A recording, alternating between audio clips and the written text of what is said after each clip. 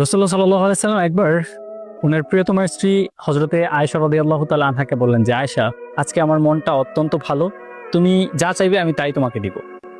আয়েশা রাদিয়াল্লাহু তাআলা আনহু চিন্তায় পড়ে গেলেন এবং ভাবতে থাকলেন যে কত মূল্যবান জিনিস আল্লাহ রাসূল সাল্লাল্লাহু আলাইহি সাল্লামের কাছে চাওয়া যায়।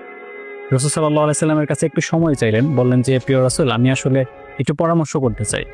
তখন তিনি তার বাবা আবু বকর সিদ্দিক রাদিয়াল্লাহু তাআলা আনহুর কাছে পরামর্শ করতে গেলেন যে, বাবা, প্রিয় নবী বলেছে যে আজকে আমাকে এমন কিছু দিবে যা কিছু আমি চাই। তখন আবু বকর রাদিয়াল্লাহু তাআলা আনহু বললেন যে, তুমি আসলে প্রিয় রাসূলের কাছে জানতে চাও যে মেয়ারাজের রাত্রিতে এমন কোনো গোপন বিষয় আল্লাহ তাআলার সাথে কথা হয়েছে কিনা, যে বিষয়টা এখনো পর্যন্ত প্রিয় নবী কাউকে বলেননি। তখন তিনি ফিরে গেলেন প্রিয় রাসূলের কাছে। রাসূল সাল্লাল্লাহু আলাইহি সাল্লামকে বললেন যে, আমি আসলে আপনার মেয়ারাজের রাত্রির এমন একটা ঘটনা জানতে চাই যে ঘটনাটা আপনি এখনো বলেন নাই পৃথিবীর কাউকে। তখন আল্লাহ সাল্লাল্লাহু আলাইহি সাল্লাম বললেন